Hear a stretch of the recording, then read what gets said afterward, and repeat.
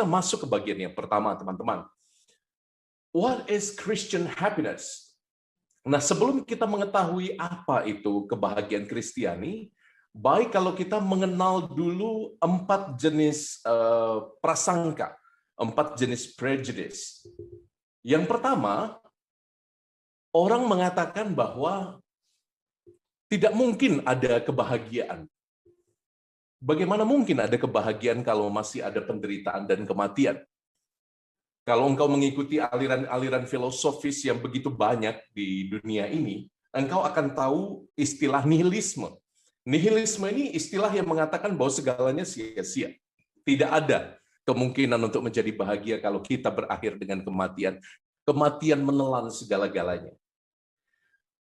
Maka ini keberatan pertama kalau kita ngomong tentang happiness, tentang joy. Bagaimana mungkin kamu bisa merasa bahagia kalau masih ada penderitaan dan kematian? Ini keberatan pertama atau prasangka pertama. Yang kedua, banyak dari tokoh-tokoh iman Kristiani, pengkhotbah mengatakan bahwa yang Tuhan mau itu bukan kebahagiaanmu, tapi kesucianmu. Maka you harus berusaha supaya mencapai kesucian itu. Makanya kalau teman-teman lihat, terutama dalam gereja Katolik, tekanan khotbah seringkali berputar pada moralitas, bukan? Dan moralitasnya lebih spesifik lagi, moralitas di atas ranjang. Ya kan? Seolah-olah itu yang dibahas dalam gereja Katolik. Tidak boleh pakai alat kontrasepsi buatan, tidak boleh aborsi, tidak boleh pakai apa? Tidak boleh pakai macam-macam. Kita bicara tentang melawan ideologi LGBTQ. Yang diurusin itu celana dalam dan isi celana dalam. Jadi kadang-kadang kita terjebak pada dualisme antara holiness dengan happiness. As if kedua-duanya itu bertentangan. Jadi you tidak bisa bahagia kalau engkau mau jadi orang suci. Dan ini sebabnya hampir di semua gereja, patung-patung rohani, patung-patung suci, digambarkan dengan muka atau wajah yang sangar. Wajah yang Iya kan? Jarang kita melihat Yesus disalib sambil tertawa gitu ya. Atau wajah Bunda Maria yang tersenyum lebar, menampakkan giginya. Saya tuh penasaran, gigi Bunda Maria itu seputih apa? Jadi, ada semacam dualism yang tidak mungkin disatukan. Kalau engkau mau menjadi kudus, berarti engkau tidak boleh menikmati kebahagiaan, karena kebahagiaan itu datang dari daging. Jadi itu keberatan kedua. Keberatan ketiga, ada yang mengatakan, dalam kitab suci itu nggak ada istilah kebahagiaan. Yang ada itu joy, sukacita. Jadi happiness itu nggak penting. Happiness itu bukan kata yang biblis. Nah, ini keberatan berikutnya. Padahal sebetulnya baik joy maupun happiness dalam bahasa aslinya itu interchangeable. Itu dapat diganti satu sama lain katanya. Dua kata yang sejajar. Tapi nggak tahu kenapa ya perkembangan bahasa modern menempatkan happiness seolah-olah lebih carnal level. Jadi lebih di level kedagingan daripada sesuatu yang sejati. Sukacita itu tampak seperti lebih agung, lebih mulia, padahal nggak juga. Itu hanya perkembangan bahasa modern. Bahasa asli dalam kitab suci, Allah juga menghendaki kebahagiaan kita. Allah menghendaki kita untuk baik, bahagia, dan bersukacita, tidak perlu diperlawankan. Jadi ini prasangka ketiga yang mungkin bisa kita ajukan argumennya. Yang keempat, happiness is just an illusion. Jadi sebetulnya ini adalah ekses dari pikiran filosofis tentang suffering, tentang penderitaan, gitu ya. Saya nggak tahu, teman-teman mengamati nggak gerakan-gerakan meditasi New Age yang berangkat dari aliran-aliran New Age, yang aliran-aliran agama ketimuran yang baru, dengan spiritualitas ketimurannya, membuat orang-orang punya konsepsi sendiri bahwa penderitaan itu hanya ilusi, juga tidak ada yang abadi. Kebahagiaan juga hanya ilusi. Segala sesuatu akan berlalu. This too shall pass, gitu kata orang Jawa Timur. Jadi apakah benar? Apakah benar bahwa happiness is just an illusion? Apakah benar bahwa penderitaan itu tidak ada value-nya sama sekali? Apakah benar sikap yang menolak realitas penderitaan dan realitas kebahagiaan pada saat yang sama? Saya merasa di sini poin yang sangat berbeda antara iman Kristiani dengan iman dalam tradisi Buddhisme misalnya. Well, Buddhisme engkau tahu ya, Buddhisme itu bukan agama yang memiliki Tuhan sebagaimana kita mengerti, bukan Tuhan yang ada dalam konsep Yudeo-Kristiani, Tuhan yang mempribadi, Tuhan as a person, tapi mereka punya konsep tentang lingkaran karma. Jadi bukan langsung directly talking about the personhood of God. Dan ini kadang-kadang kita tidak sadar bahwa ajaran-ajaran populer itu sebetulnya mereplikasi pikiran-pikiran filosofis Buddhisme. Saya tidak mengatakan bahwa kita lebih baik atau mereka lebih buruk. No, saya tidak katakan itu. Yang saya katakan adalah bahwa kita berbeda. Berbeda kan belum tentu lebih baik atau lebih buruk. Jadi mereka berbeda dalam menyerap realitas. Kalau kita orang Katolik, both suffering and happiness are realities. Itu dua-duanya adalah realitas. Itu bukan sesuatu yang untuk kita sangkal atau kita tolak. Dua-duanya adalah realitas. Realitas yang membuat kita bisa menjadi dekat dengan Tuhan, pun bisa menjadi jauh dari Tuhan. Tapi dua-duanya adalah kesempatan untuk menjadi dekat dan semakin menjadi ilahi. Semakin diubah dari pengalaman itu. Jadi penderitaan bagi iman Kristiani bukanlah ilusi.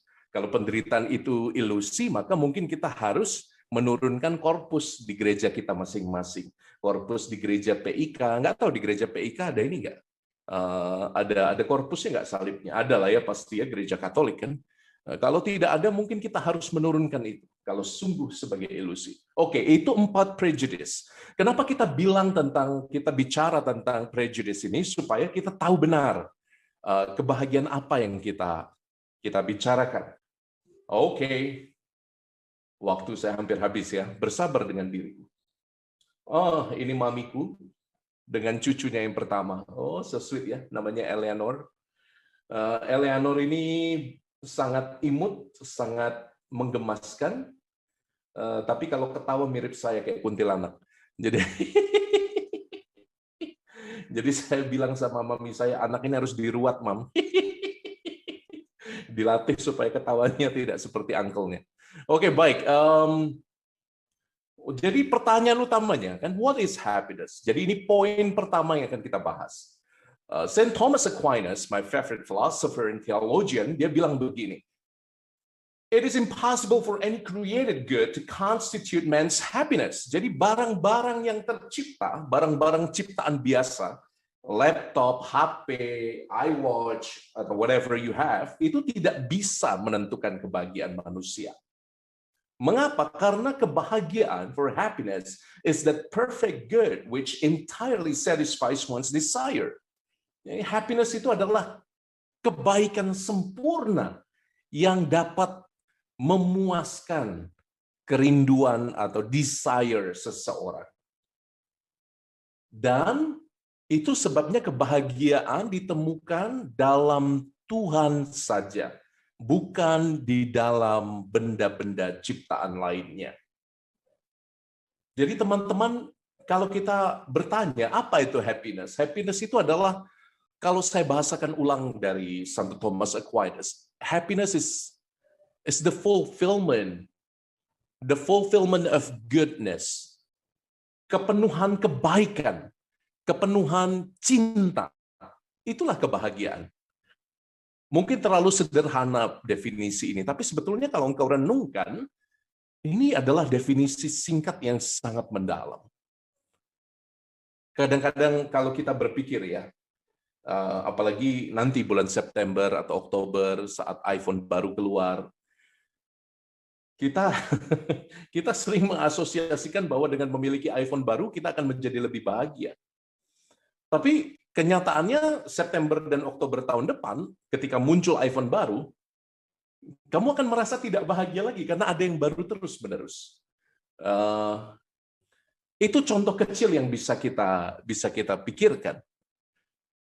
Banyak orang mengira bahwa kita dapat memuaskan keinginan kita dengan barang-barang yang sementara sifatnya.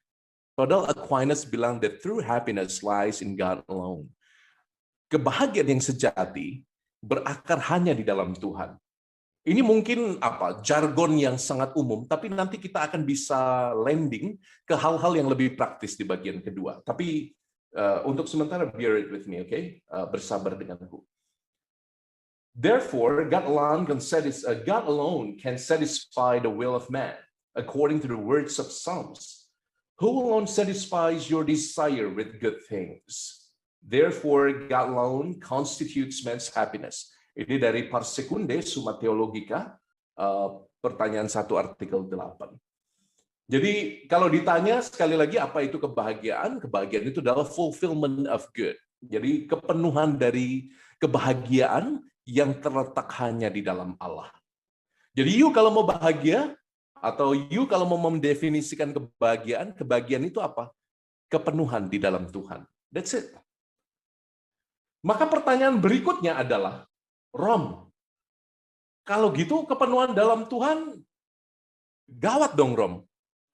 Berarti saya hanya bisa bahagia kalau saya di surga, Rom. Waduh, berarti saya tunggu mati baru bisa bahagia. Jawabannya apa? Iya. Mati dulu, masuk surga, baru bahagia. Tapi, di sini hebatnya Aquinas. Aquinas juga memikirkan skema filosofis dan teologis untuk menerangkan kebahagiaan yang kita alami. Kan tadi Romo bilang, realitas penderitaan dan kebahagiaan bagi orang beriman Kristiani adalah sesuatu yang tidak untuk disangkal. Ya kan? Maka bagaimana menjelaskan realitas bahwa ada ibu yang begitu bahagia setelah melahirkan? Bagaimana menjelaskan realitas bahwa engkau lulus cum laude dan engkau bersukacita dengan hidupmu? Bagaimana menjelaskan realitas aku bertemu dengan seseorang yang kucintai dan aku merasa bahagia dengan itu? Bagaimana menjelaskan kebahagiaan yang datang dari saat di mana saya ditabiskan menjadi imam? Apakah itu bukan kebahagiaan? Masa saya harus nunggu mati?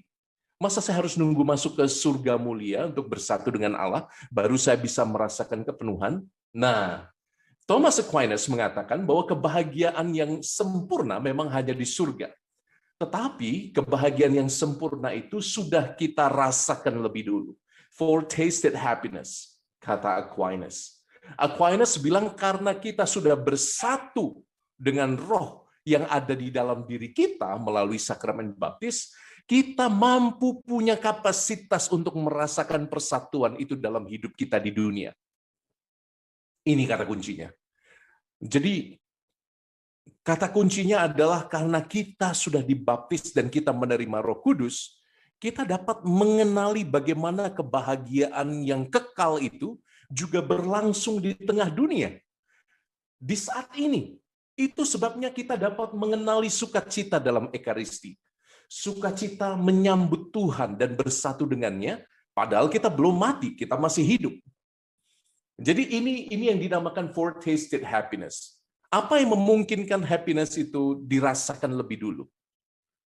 Yang memungkinkan semuanya adalah karunia Roh Kudus. Jadi teman-teman, ini poin yang sangat penting untuk menjelaskan apa itu Christian happiness. Jadi teman-teman nanti bisa buka sendiri ya, Roma bab 14 ayat 17, bab 15 ayat 13, 1 Tesalonika bab 1 ayat 6, you bisa buka sendiri. Jadi pertanyaannya adalah, mengapa Tuhan memberi kita semacam cicip-cicip untuk kebahagiaan surgawi di tengah dunia ini. Mengapa Tuhan memberikan kita kemampuan itu? Jawabannya simpel, karena Tuhan ingin kita bahagia, men. Tuhan ingin kita bahagia. Tuhan ingin kita selamat dalam hidup kekal, yes dan amin, tapi at the same time, Tuhan mengatakan, aku ingin engkau bahagia saat ini, detik ini, saat ini juga. Dan itu mungkin, sangat mungkin bagi aku dan engkau yang sudah mengakui karunia Roh Kudus. Jadi ini poin pertama ya, kita baru bicara satu poin. Maka itu sebabnya dalam suratnya kepada jemaat di Galatia bab 5 ayat 22 sampai 23 dikatakan demikian. Buah dari Roh Kudus adalah kasih, sukacita, damai sejahtera, kemampuan untuk menahan, kebaikan, kelembutan hati. Jadi semua buah-buah roh itu adalah tanda bahwa engkau dapat mencicipi kebahagiaan yang kelak kita akan rasakan dengan sempurna di surga. So, jangan lupa bahagia ya teman-teman ya. Tuhan menginginkan kamu bahagia sejak sekarang. Sekali lagi, jangan tunggu jangan tunggu kebahagiaan nanti di surga gitu ya. Sekarang pun kau diundang untuk berbahagia. Iman kita kan bukan iman 13 bidadari. Jadi iman kita mengatakan you harus bahagia sejak sekarang juga. Oke, next. Pertanyaan kedua yang juga penting adalah, lalu bagaimana Romo caranya agar saya dapat menerima sukacita itu, supaya saya dapat menerima kebahagiaan itu? Ada 3 hal yang ingin saya bagikan. Jadi ini di level praktis. Tadi mungkin di level filosofis, di level teologis. Sekarang kita bicara tentang something yang lebih praktikal. Lalu nanti kita bisa diskusi. Menurut saya 3 cara orang modern untuk menerima sukacita atau kebahagiaan Kristiani ada 3. 1, welcoming the Spirit. 2, through the actions of loving. 3, dengan living your life beyond materialism. Apa itu maksudnya? Yang pertama, teman-teman, mari kita belajar menyambut Roh Kudus. Welcoming the Spirit.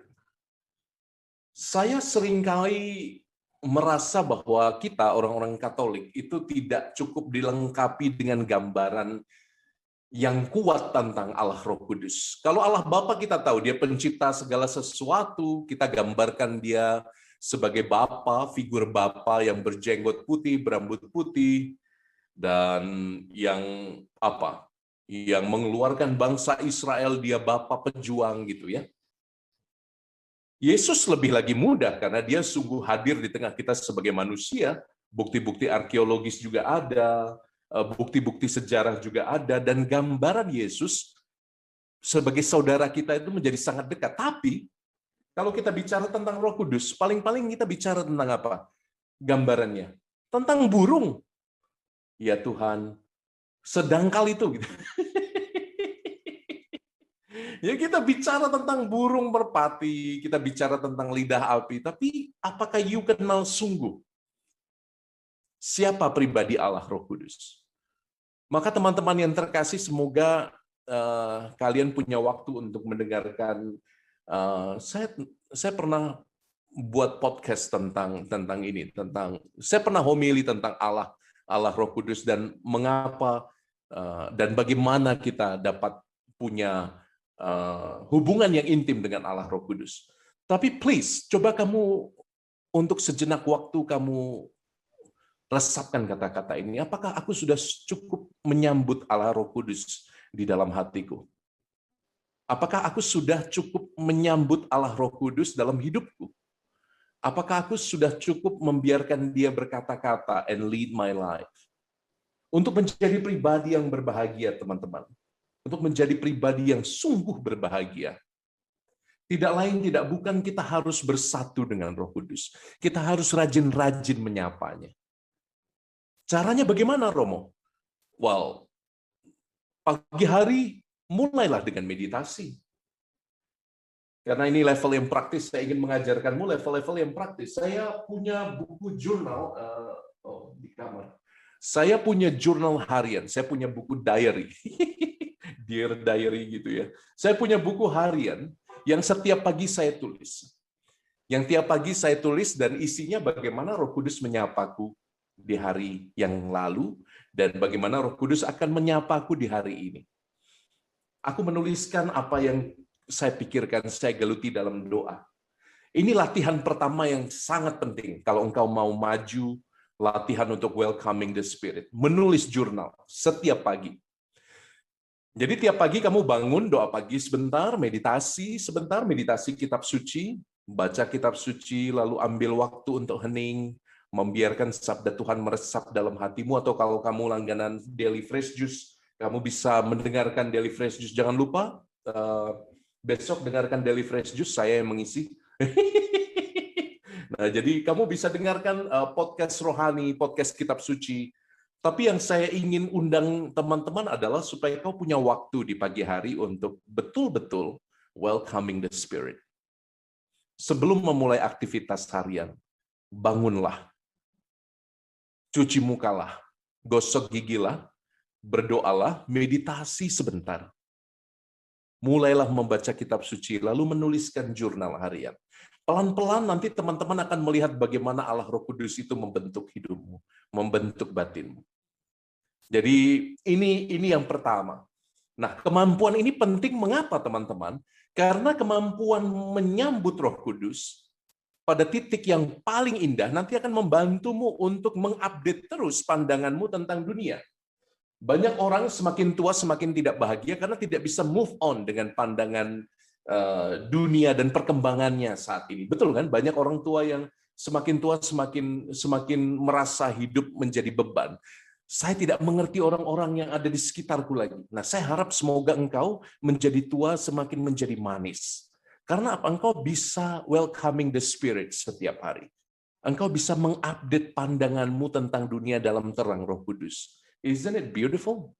Engkau bisa mengupdate pandanganmu tentang hidupmu, tentang salibmu, tentang pergulatanmu dalam terang Roh Kudus. Itu syarat pertama dan utama untuk menjadi bahagia, welcoming the Spirit. Dan yang kedua, masih ada 2 slide lagi, bersabar ya. Yang kedua, the action of loving is more important than the fleeting of feelings. Ini seringkali kita merasakan kebahagiaan itu hanya sebagai emosi gitu ya. Kebahagiaan itu emosi sesaat. Makanya ungkapan this too shall pass itu selalu sangat populer. Ini akan berlalu, kebahagiaan akan berlalu, duka cita akan berlalu. Well, iya sih. Tapi ingat bahwa kebahagiaan itu bukan hanya soal emosi, karena kebahagiaan related to love. Dan love itu punya 2 sisi, emotional love dan rational love. Jadi kalau kamu bicara tentang emotional love, itu seperti apa? Seperti rasa hatimu sedang membara. Pernah jatuh cinta nggak sih kalian? Kalau saya jatuh cinta itu jarang, tetapi sekali jatuh cinta sulit untuk keluar. Jadi kalian kalau pernah jatuh cinta kan mengalami rasanya berdebar-debar, emosi yang naik turun. Kemudian apalagi misalnya kalau kamu baru jatuh cinta itu pengennya ketemu terus, pengennya kontak terus. Nah, itu berhenti pada emotional love, pada level emosi saja. Padahal yang namanya emosi itu tidak abadi, bukan? Makanya Aquinas dalam treatise-nya on love, salah satu paper saya yang baru diterbitkan oleh Asian Journal of Philosophy and Theology, itu bicara tentang ini, rational love. Banyak orang sekarang ini tergila-gila dengan drama Korea. Itu sebabnya orang berpikir bahwa love equals positive emotions. Padahal enggak juga. Karena ada momen di mana cinta itu harus menjadi komitmen.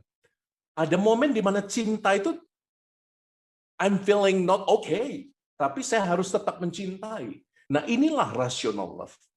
Rational love is more higher. It's way higher than emotional love, in my opinion ya.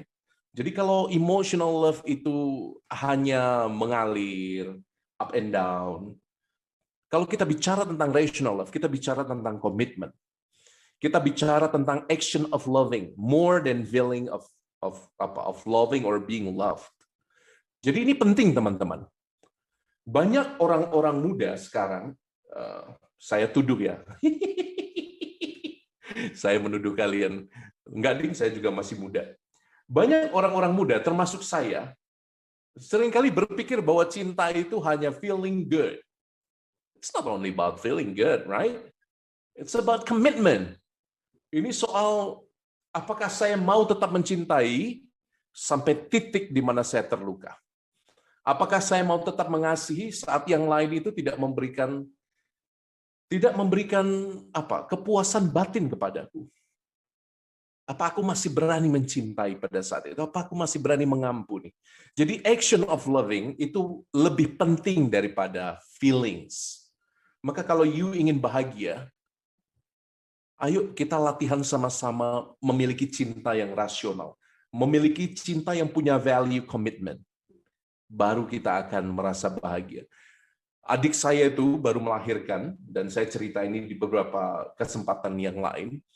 Adik saya baru melahirkan dan dia mengatakan, baru sekarang aku tahu rasanya cinta seorang ibu.